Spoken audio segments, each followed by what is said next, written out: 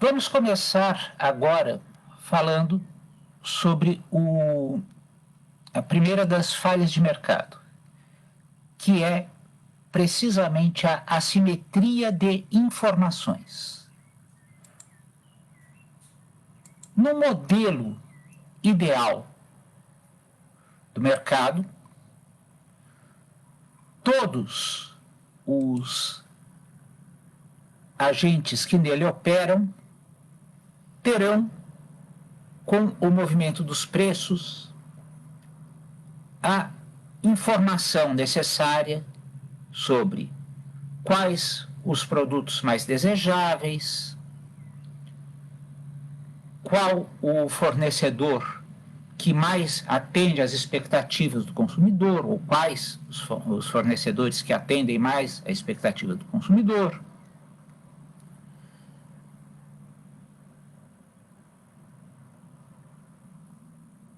E, enfim, quais são as melhores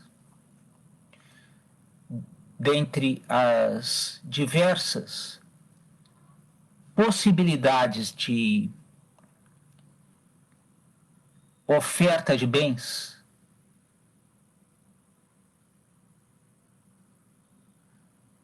Tudo isto seria informado pelo movimento dos preços, normalmente, de acordo com o modelo ideal do mercado.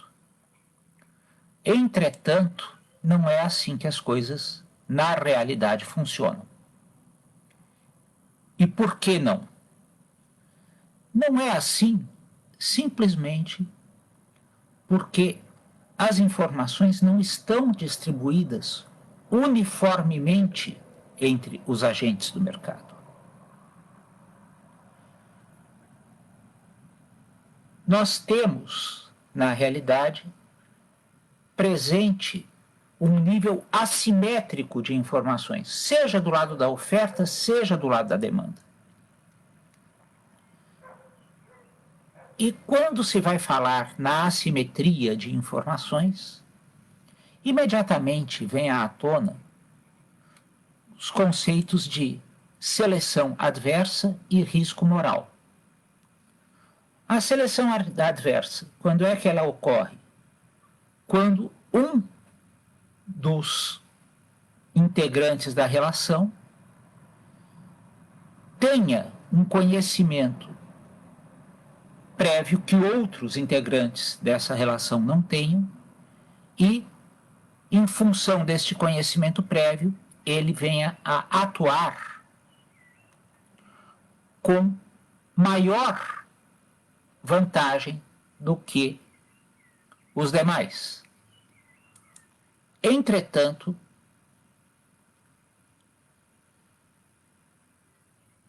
esta situação que aponta efetivamente para uma desigualdade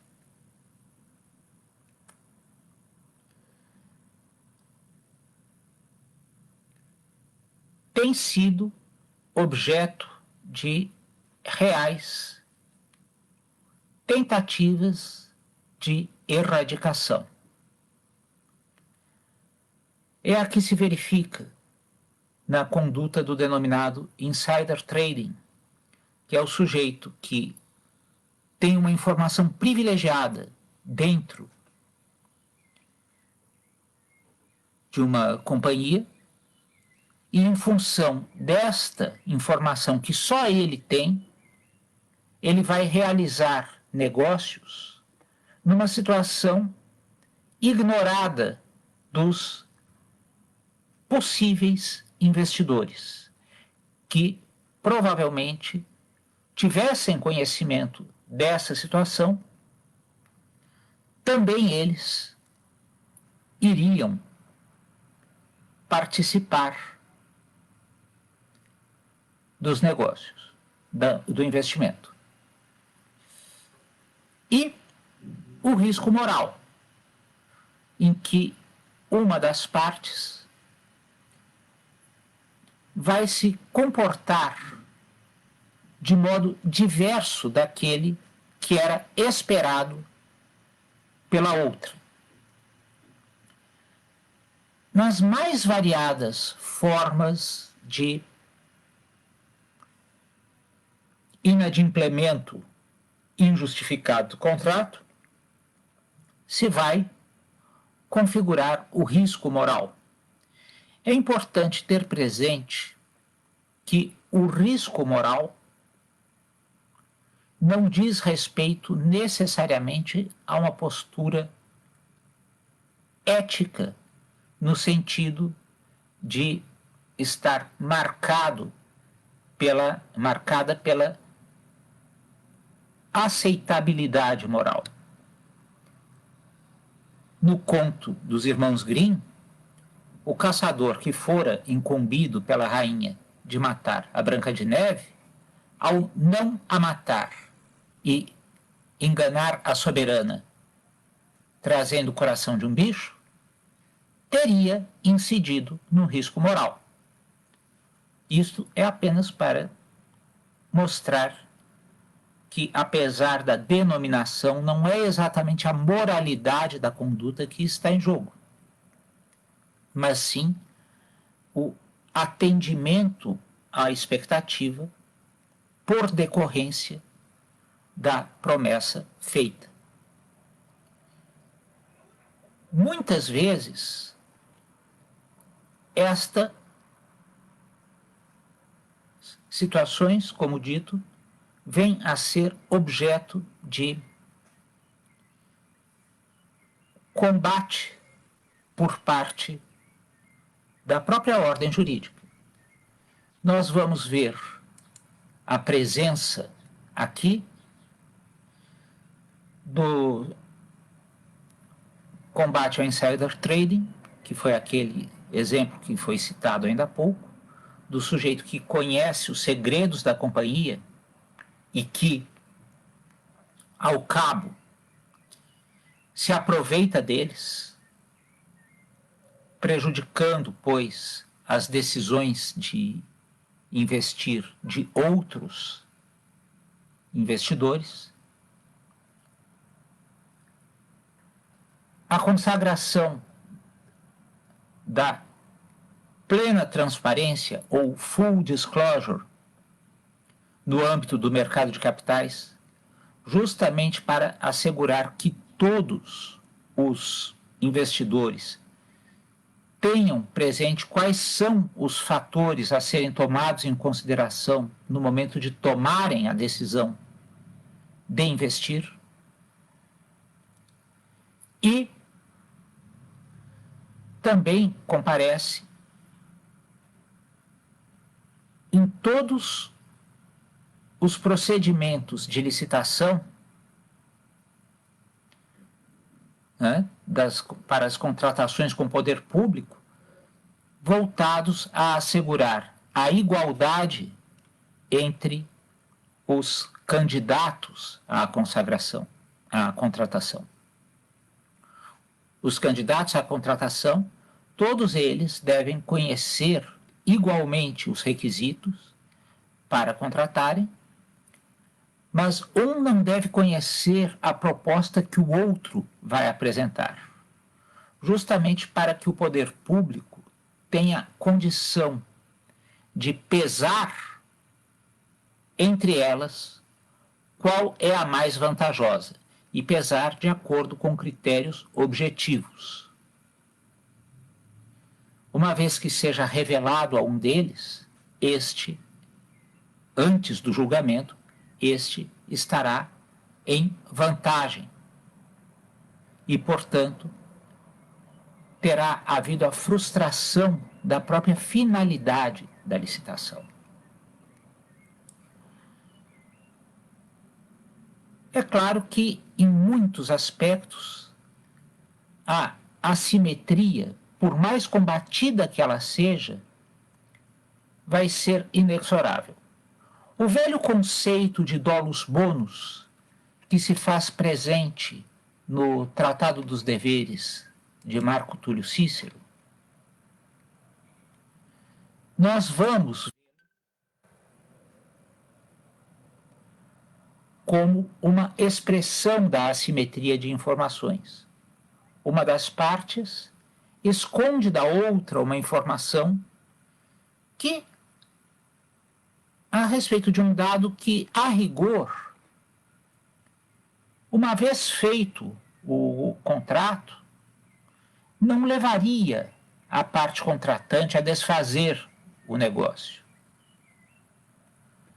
Na venda de um carro, por exemplo, um amassadinho de pouca monta,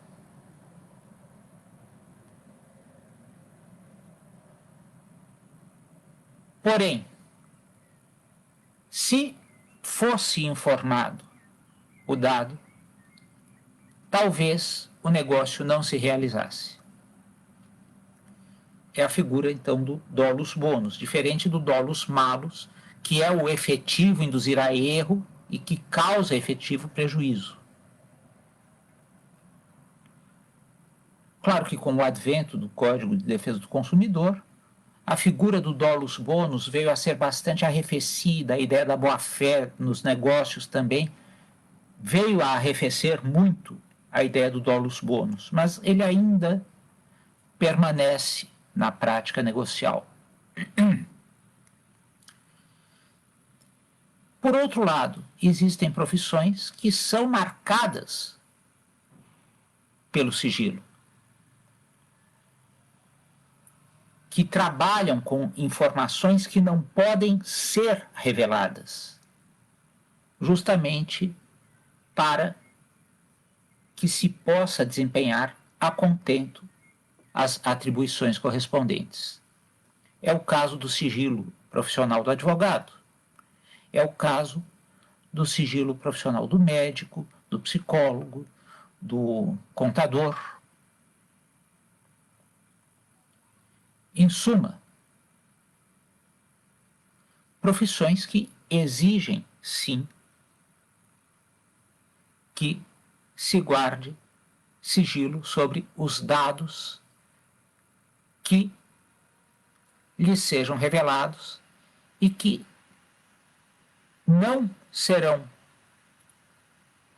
absolutamente necessários no momento de terceiros tomarem conhecimento da atuação dos interesses defendidos pelos,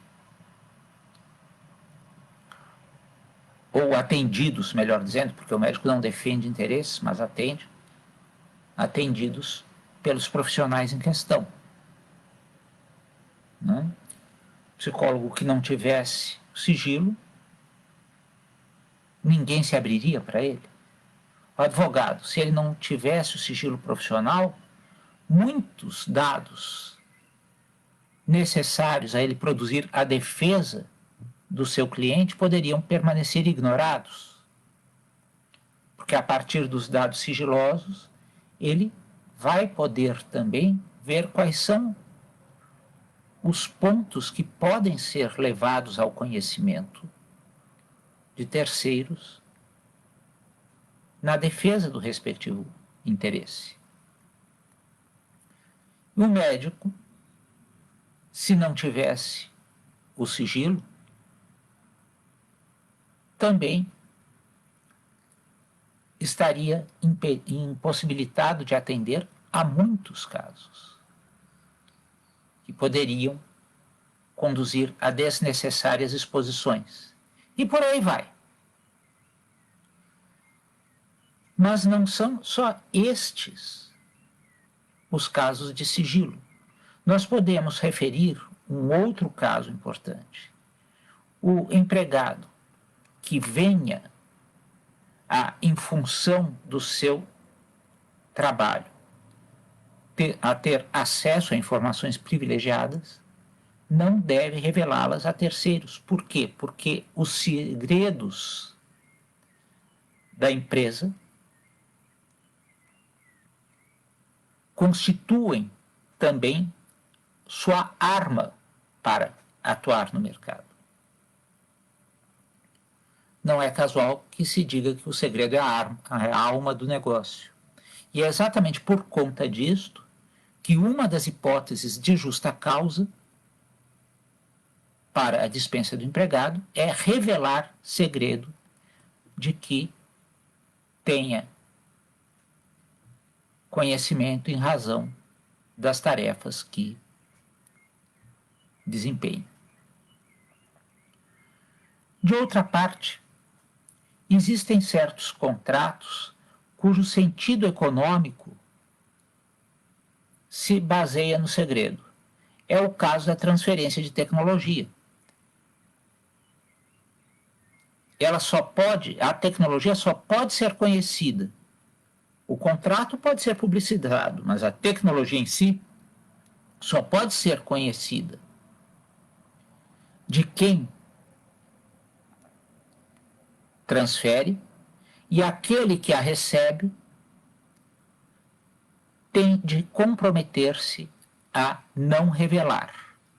Por quê? Porque se ele a revela, ela vai perder o valor econômico. Tecnologia que todo mundo conhece não tem valor econômico. A tecnologia da ordenha não rende ensejo ao pagamento de royalties. Então nós vemos aqui que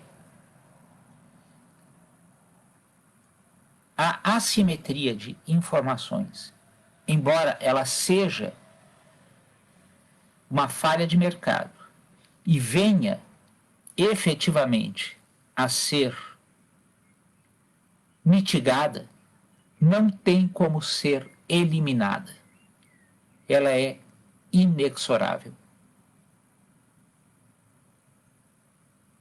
Que ela pode ter reduzido o seu espectro, mas eliminada num sistema baseado na competição, não tem como. É o que se tinha a dizer. Muito obrigado.